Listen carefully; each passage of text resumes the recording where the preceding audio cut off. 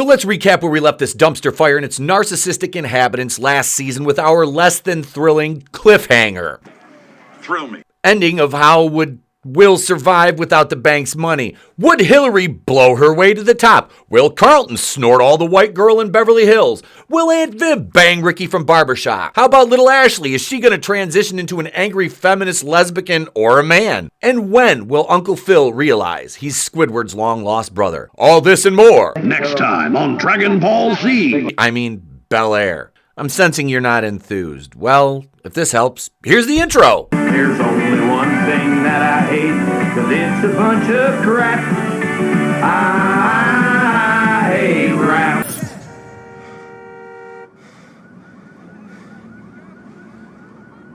Believe me when I say we were all that relieved when the West Texas Rednecks just went away, Will. We start out the episode with the obligatory I gotta show my morning routine. Let's get physical, physical.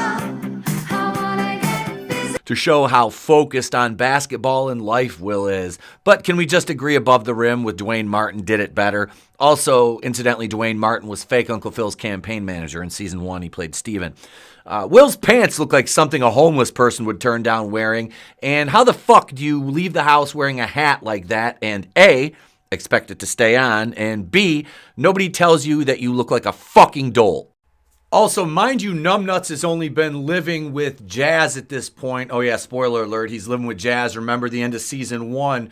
He's only been living with Jazz for 2 weeks. Now, in 2 weeks' time, he's walking up and down the street like he knows, hey, man, yeah. Like he's been living in this neighborhood for 30 years. It's just fucking hilarious. Like, literally 2 weeks. Meanwhile, on the nice side of town, the Banks are having breakfast.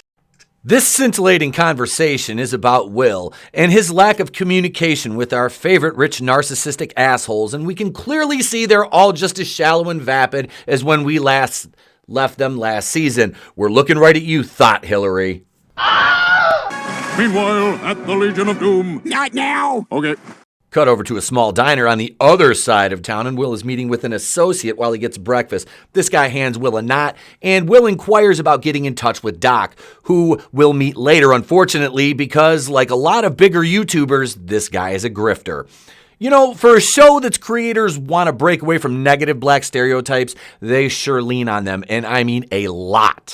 I mean, to quote Guns N' Roses, take me down to the stereotype city where the grass is green and the girls are pretty. Wait, that's not how the song goes. Anyway, so you've got Will just, hey, man, he's got his little front purse on, JB. Yeah, brother comes in, gives him a knot. Like, what are you doing for money, bro? Like, is that from the can drive from the homeless kitchen? Like, you made all that money from taking back, like, empties and you're going to donate it to the soup kitchen? You know, is that where your money's going? Like, coming from? Where are you getting your loot, dude? Are you well, we find out later, you know, he's playing street ball, but still, it doesn't explain this. Like, you didn't just, hey, man, bring me my winning some street ball tomorrow in the morning at the diner while I'm getting my omelet. Like, again, just sheer stupidity in writing.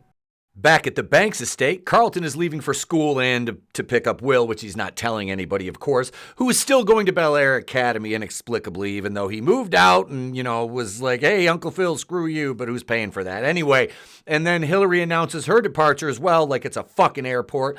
I think I'm gonna head out too. Gotta celebrate my first day as manager of the Influencer House. Oh my God, who the hell cares? Because she has her first day in charge of the Influencer House that she convinced her other rich thought friend to buy Kylo Ren out of. More! Who could forget little Ashley? Tatiana Ali only wanted a little RESPECT. This one is an activist, of course, and for her birthday, she only wants equity. I mean, the guest to donate to a Black Girl Magic charity or some shit, and she wants Will to be there.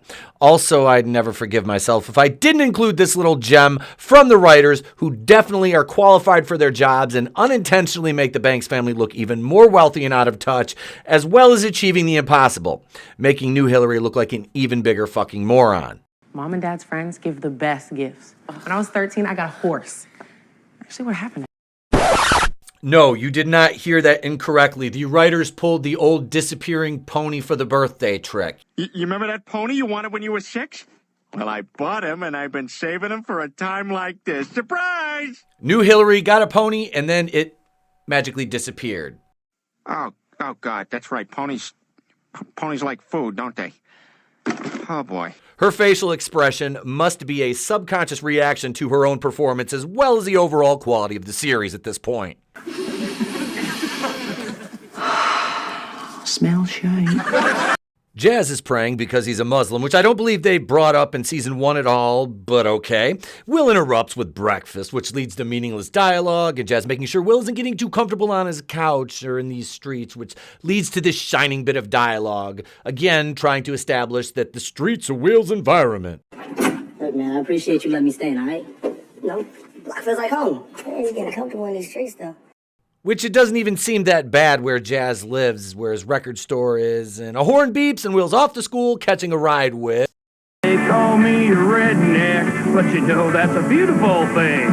There's only one. Carlton, of course, his best friend, who last season treated him like shit, but hey, that's all in the past now, right? So Carlton wants to be the dynamic duo with Will and, kind of glean popularity off him, vicariously popular. This scene's a nothing burger of filler dialogue, but that just goes along with the larger theme that runs throughout the series when it comes to the writing. So apparently this show is so important it needs 2 intros. This is the actual intro coming up. Are you guys ready to go to church? I mean, I don't know if you know what I'm talking about. If you've never been to church before. It's like deja vu. I see it all the time. Yeah. So all this talk about controlling your own life and all this money. Don't worry about me, I'm fine. But what are you not telling me? What he hasn't been telling you is thus far this show is shit, and from here on out it only gets worse, Carlton. He's out of line, but he's right. We get a couple of throwaway scenes, which I'll explain to you now. Of course, Carlton and Will walking into school. Carlton's like, gee, Will, I thought you left all that street shit basketball back in Philly. And Will's like, nah, I got this, man. I got this. We're good. And then we go over to Aunt Viv and fake Uncle Phil. And she's like, Ricky's not letting me run my fellowship the way I want to. And Uncle Phil's like, do I need to talk to him? And she's like, no, I got this motherfucker. I'll just kick him in the balls and emasculate him, and it'll be fine. Then we get Will and Lisa trying to reconnect, of course, because they had their rift last season between Will and her dad and Uncle Phil and her dad and everybody and her dad, because her dad's a cop. Therefore, Fred needs to be painted as evil because, right? He chose poorly. And of course, their reconnection, their attempt at reconnecting to get some things ironed out is interrupted by the token white character on the show. Hey, yo, Will, check these out, bro.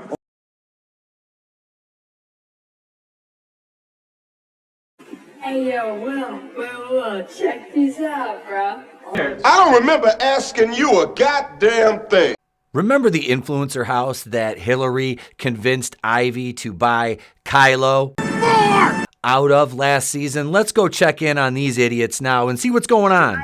Ivy contains all the nutrients and enzymes you need to stay cleansed, fully hydrated, and a little tipsy. Smell shame. And all the girl bosses celebrate with a drink of this disgusting looking beverage. And of course, what would be complete without a little bit of burning some sage? Thanks, Hillary, with your spiritualness and all. Inhale the positive energy.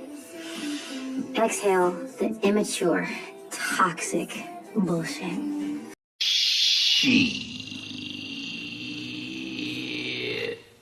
On cue entered the Blackass Brothers. No, I'm not being a prick. Those are their names. And they come in, snag some of Ivy's signature drink, and you can see one bottle for some reason goes down the pants, which Julie Chen seems to notice. And they exit stage right. Well, my right, your left, maybe, depending on how you're facing. What are the Blackass Brothers doing here? That's racist! Oh! I told you it wasn't just me, but anyway, I'll spare you the rest of this scene. Ivy wants fake Hillary to kick the Blackass Brothers out of the house because, of course, they're idiots, they're men, they need to go. We need a women's space. Oh my God, black girl magic, except there's a white lesbian. Anyway, it's irrelevant. I'll spare you the rest of this scene because it's trash. Let's go. Fake Hillary's expression says it all at this point, folks. I don't want to drag this out as we've already been going for almost 10 minutes, which was my original goal for the complete runtime of the review. So what we're going to do now is we're going to lightning round through the rest of the episode, and then we'll sum things up and wrap it up with a bow. And here we go. Jazz wants to make it official with Hillary, but Hillary doesn't want to make it official with Jazz. She says she doesn't want people all in their business, which is modern female speak for I don't want to commit to you in case something better comes along, but Jazz also says he's leaving his options open too. In keeping with traditions from season 1 and recycling characters and bringing back old actors, young Ashley meets old Ashley. That's right, but this time she doesn't want RESPECT. No, she wants equity. I was going to spell it, but I should have said equality, but she gives her a Black Panther book and says, here, look at this. And then this little girl has the same reaction I did, like, are you fucking kidding me? Yep, that's me. You're probably wondering how I ended up in this situation. You know they're going to make this little white girl evil. She already looks like that movie where they had the 30-something-year-old playing like a 10-year-old. Look at her evil ass. Guaranteed that girl is going to be Ashley's antagonist for the part of this season, if not the remainder of. And her main weapon will be her white privilege. Will decides to take Carlton out of his comfort zone and around some students who he wouldn't normally hang around, other black students.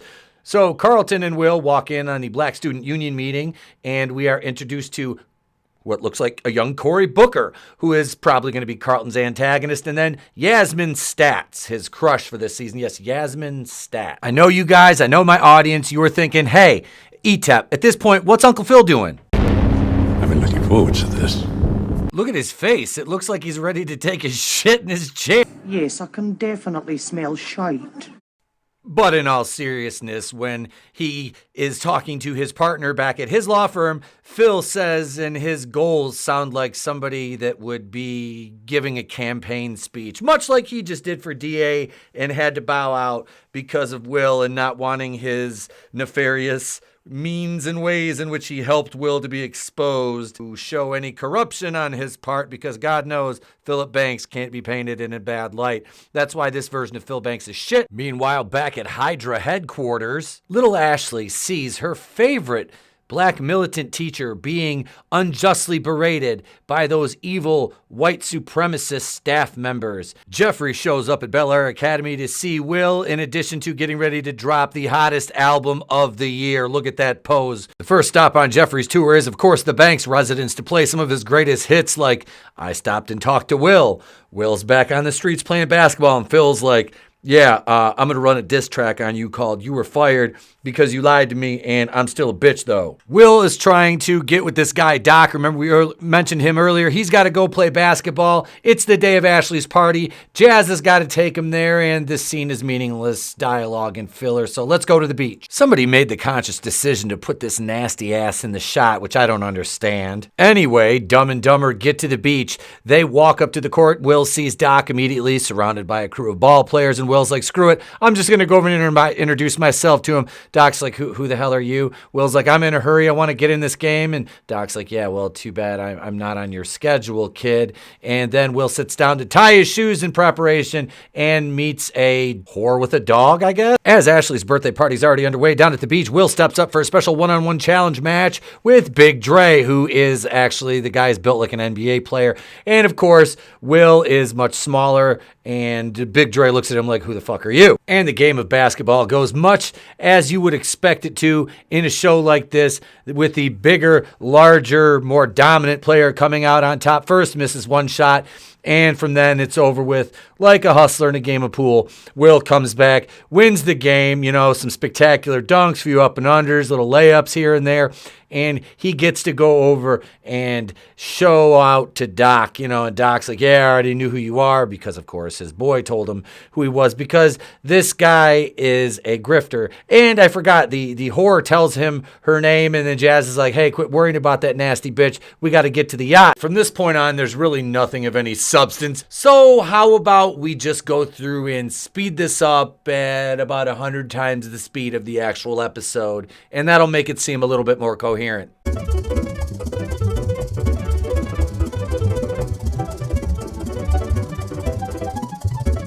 Oh yeah, the only thing that really mattered in that entire sequence was Ivy kissing Jazz, Hillary getting mad because she didn't want her man to be kissed by somebody else, even though she didn't want to admit that they were dating. The only thing I can really say to Hillary is, Why don't you go back to your home on Whore Island? And setting up the rest of the season's antagonist for Will and the Banks family, of course, Doc, the basketball agent, talent scout, and Will's boy, JB, here as we see him with Doc as we did on the basketball court. They are aware of the financial status of the Banks family, which makes Doc, of course, look like, sound like, and act like what?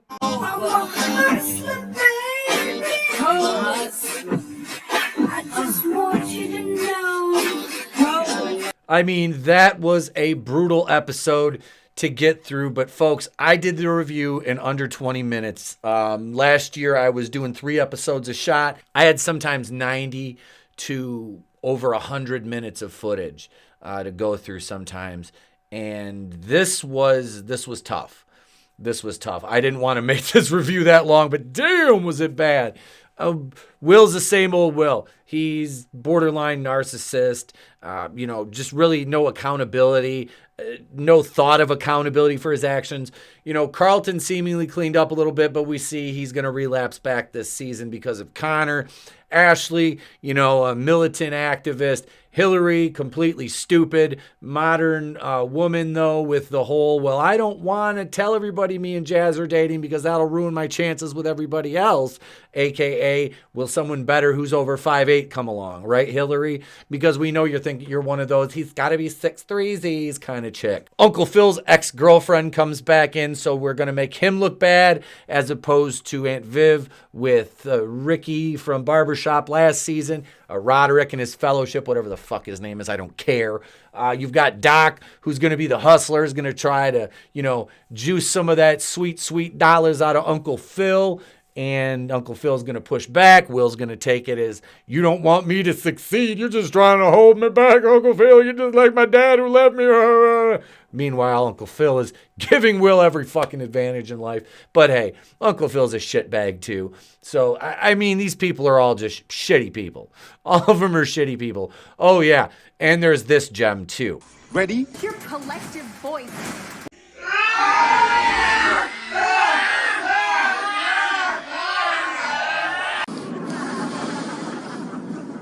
Shite. Oh, yes. That's shite. That's Bel Air episode 1. The writing was bad. Like I said, the characters are they're just horrible people. All of them are just terrible people. And I don't want to spend any more time talking about this. We're done. I might see you for episode 2. I might not. I don't know. You guys let me know. Do you want me to review more of this? Let me know in the comments. And we'll go out on this note, shall we? It's like deja vu. I see it all the time. Oh, yes. That's shite. It's better to burn out than to fade away. I could do this all.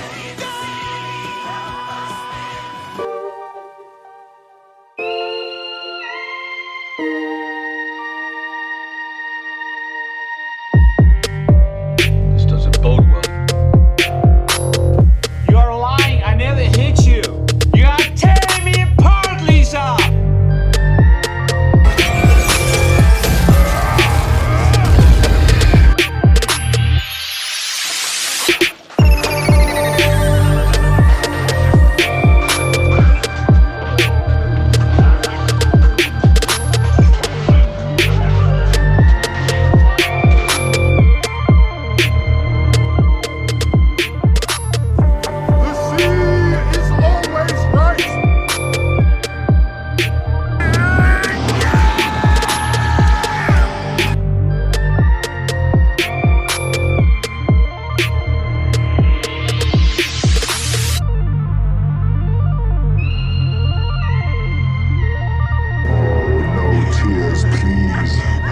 It's a waste of good suffering.